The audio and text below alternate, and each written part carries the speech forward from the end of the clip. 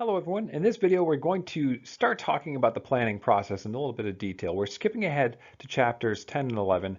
This video is really going to focus on chapter 10, but we're skipping ahead to get that planning process started so that you can start making, or at least thinking about making some meaningful interventions that you will be using for your final project. Since we're moving ahead with that, let's get into some of the details as to what goes into planning and executing a meaningful intervention. Now, the main thing that we're going to start with and end with throughout this whole conversation is that planning pays off. If you want a health intervention to be successful, you need to have careful planning. That may sound like a no-brainer, but it doesn't always happen. If you want to have a meaningful intervention, you're going to have to plan accordingly, and that means from every step, from the objectives to the strategy and including audience analysis. We will do more of the audience analysis in the next video, but keep this in mind that we've all encountered probably what might be considered tone deaf or patronizing messages. And if you've had that reaction to whether it's an ad or a health campaign or whatever it may be, ask yourself why. A lot of this has to do with audience analysis. This is one I've had in my back pocket and pull out time to time when I'm talking about persuasion. It's an ad from a gas station trying to get me to buy premium gas. And it's this little cartoon engine block. It says, dude, it's like a performance drink for your car. Seriously. I don't feel like that's very persuasive. Maybe I'm not the correct audience. Maybe I'm not the target demographic.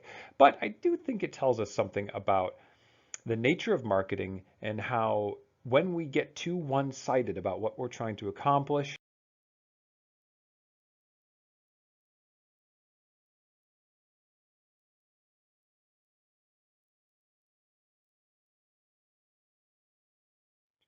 well, let's just say the message can fail and sometimes even have the opposite of the desired effect. So with that in mind, it's time to look at some of the aspects of project planning that can maximize your chance of success and also having a good solid project. First, let's address some of these approaches that the textbook is introducing because they're introducing two approaches. They are stressing that both have their places in history, but they are advocating for one over the other. Let's talk about those and see what we can get out of that discussion. So one is the traditional approach. This is kind of a centralized, top-down approach based on expertise, science, all that good stuff. This is good. It's probably like half the battle though, right? So what they're advocating for is a participatory approach, which involves the stakeholders in the planning and implementation process. That's the main difference between these two. It's not that the participatory research plans don't involve a little bit of evidence, a lot of evidence and careful expertise and planning and some level of authority, but the goal is to involve stakeholders more in the planning process. If you want a quick and easy understanding of why that is, think about our previous example or any kind of patronizing message or just any message that fails. Part of the problem is a lack of consideration for who their audience is and who they're engaging with. Well, best way to do that is to involve that audience in the planning process. And the whole point of the participatory approach is that it is inviting that participation from the stakeholders, which is going to make for more meaningful interventions because they have buy-in, but it is also going to be more effective interventions because you are going to be addressing the needs of that specific group as directly as you possibly can. This development in the past, I don't know, 50 years or so has helped researchers avoid these kinds of problems where they come into a population, try and do a little research, and they go take their research findings and whatever. Or they come in and try to build a bridge when they don't need a bridge. They need a malaria intervention or whatever it may be. A intervention is less likely to succeed if you don't involve the audience in some way. If you don't even consider them, well, there you go. That's an easy failure step right there. But you're going to fail not only in the message, but in the effects of the intervention itself. Now, at this point, I would like to invite you to consider what kind of problems are likely to arise with each particular approach. I just outlined a couple with the traditional approach in terms of, well, the classic helicopter research problem or just plain ineffective messaging and health interventions, but it's not like a participatory approach is without its challenges. For one thing, teamwork like on this level, multidisciplinary teamwork, is very hard to sustain. It's resource intensive, it's hard to get people coordinated, and it's just plain harder. It might take a little bit longer. However, some level of participation from the people who you're trying to help is essential in order to make a meaningful health intervention. Of course, we want to integrate the benefits of both approaches and try to mitigate the drawbacks. So, what do they have in common, and what can we learn from that about effective health communication programs and interventions? Well, this figure is coming from the textbook, chapter 10, and it's illustrating a very important point. The health communication intervention cycle is, in fact, a cycle. Right? You have the planning stage, which should be research and audience-based. It should be structured. It should be strategic. You have the implementation stage and the monitoring stage, where you work hard to make sure that it actually goes according to that plan. And you also need to monitor the progress, the results, and audience feedback. And then you take that feedback and you evaluate that program. You refine it. And this is going to start all the way in the planning stage, and it's going to be built into that program that you have a feedback mechanism and a refinement mechanism. And this all goes into this cyclical process. Recognizing that this is an ongoing process, a recursive process, is going to be essential to successful implementations. Most successful implementations are ongoing, and so we want to keep that in mind, that we should be building a feedback mechanism and evaluation into that process itself. That may begin with having clear outcomes and goals, which will be the main subject of the rest of this video. But here are some of those characteristics that are common to the different approaches of developing a health communication program. So one, having a basic understanding of how health communication can help, as we covered all the way back in chapter 1. 2, researching the health communication environment. That involves an audience analysis and a situational analysis. Build a multidisciplinary team. If we're talking about doing something like participatory research, we're talking about something that is multidisciplinary. Bringing in stakeholders, that's multidisciplinary. Bringing in qualitative and quantitative people, that's interdisciplinary. Bringing in politicians and people who can implement those programs. You need all those people on your team to have that successful plan and execution and all those different steps.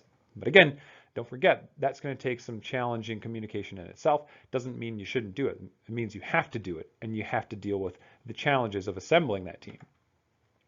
Now, also remember that this involves stakeholders, meaning the audience, meaning the target population, meaning the key population that you are trying to help, presumably, and have this intervention be tailored towards. Now, you're also going to need to use that multidisciplinary team, leverage its strengths to determine best approaches and channels for communicating that message to the audience. What is going to be an effective intervention? So that's just one part of this, right? What intervention do we think is going to be the best approach? And then how do we, what channels do we go through with that message and that intervention? That's the next step here.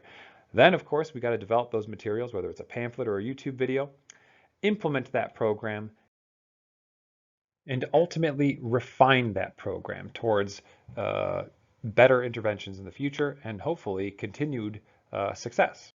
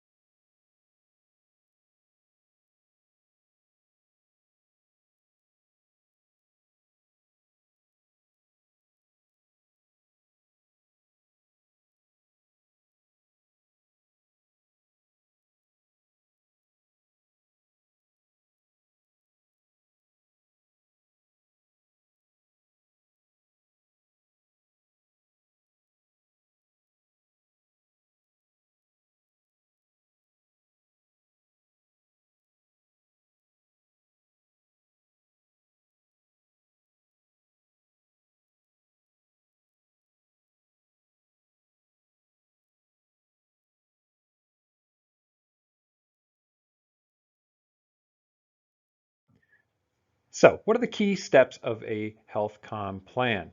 Well, here's a list of them. You can see all of these listed out in figure 10.2 of the textbook. Really, we're going to focus on the first two steps, and the rest of the steps are going to be kind of the subject of the rest of the course, including the situation audience analysis, which will be the subject of the next video. But for now, at this stage of your project planning, I want you to focus on having clear goals and specific objectives that we can expect to have happen. Now, all of these steps after that, right, we would have the situation and audience analysis, communication objectives specific to the communication of the message, the communication strategies, what kind of strategies we're going to use to actually deliver that message, the action plan and the evaluation plan. These are all interdependent steps. But for now, let's set this up by looking at the overall program goal and specific objectives of the intervention. Program goals, starting with that. Well, the first step here is to have a program goal or program goals and be clear about that. You want to be clear about that at least to yourself, if no one else. You should be clear about that to everyone else too, but at the very least, you need to think about what you are trying to accomplish. That is essential. Now, to help you along with that, we have some interesting terms here that you've probably heard before and may not be familiar with. First one up here, morbidity. Is your goal to reduce the prevalence, the rates of a given health condition? That's what the term morbidity has to do with, whether or not you have a given health condition. Related is the word comorbidity. You may have heard that before. That has to do with coinciding health conditions. So do you have diabetes and you are classified as a heart health risk, right? Comorbidity, diabetes and heart disease.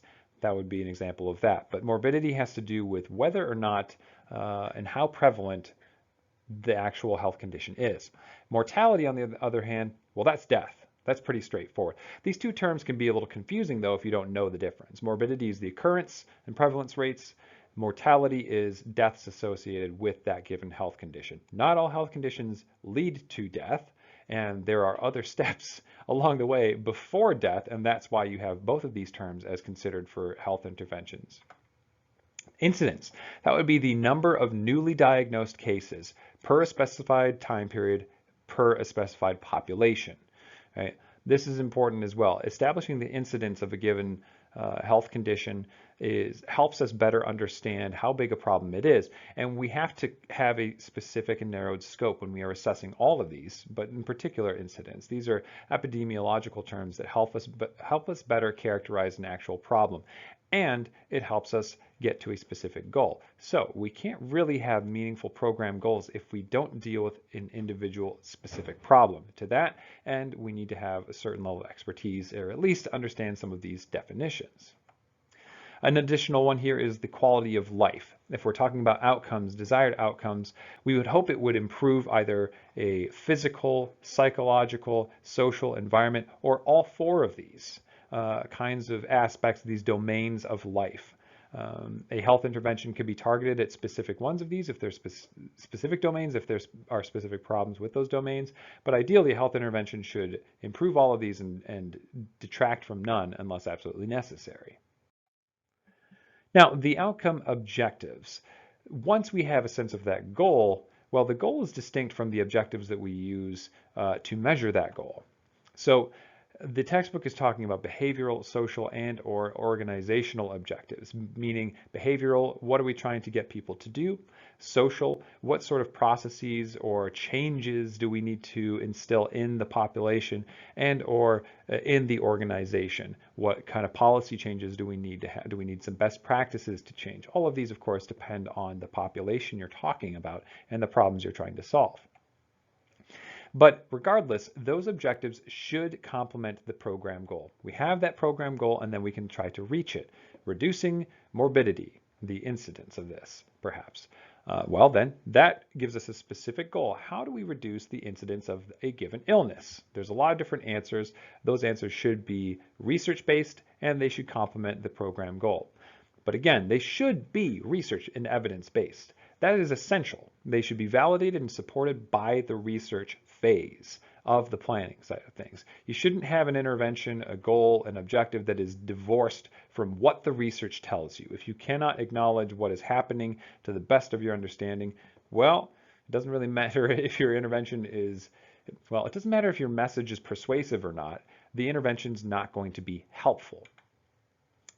Now, we also want to ask ourselves, and this question is going to become even more important as we go along, but are your objectives measurable? How do you know if you have succeeded? Well, ideally, you would want to have an outcome objective that can be measured, that can be viewed, and can be assessed. If it cannot, again, not only do you have no way of guaranteeing that your intervention was successful, but you're going to interrupt that process, right? We should be researching, we should be measuring, we should be evaluating the success of our outcome to guarantee future success. Now, how do you do that? Well, we'll cover this a bit more later, but it doesn't hurt to have you start thinking about it now. Incidentally, your final project in the class is not going to be contingent on some objective measure of success, but in your proposal in the project yourself, you should have an indication and give it to me as to what you think a measurable, successful outcome would be. So keep that in mind as we go along. Now, here's a helpful model. I like the textbook's discussion of this SMART model. It's a simple model for helping you develop your objectives. Here's some additional criteria you can think about. Specific. Is it specific to the problem you're trying to address? It shouldn't just be specific in terms of the problem. We've already covered that, but it should also be specific in terms of, well, who's going to do what? Right? So if it's a behavioral outcome, who do you expect to adopt this behavior? Is it the same for everyone, or is it for a specific group? Well, it should be specific in that regard as well. It should also be measurable. Ideally, in a science-based world, we'd hope it would be quantitatively measurable, if not qualitatively. We want to have a clear picture. Remember, the textbook's taking kind of an epidemiological perspective on this, and if you want to have meaningful health outcomes, well, you're going to need to be able to measure them. Otherwise, you have no guarantee you're making the right moves. So it should be quantifiably measurable. It should be appropriate to the needs of the population and their cultural context. It should be considered in this as well. It should be realistic. Is the goal realistic? Can you ever eliminate a given health problem?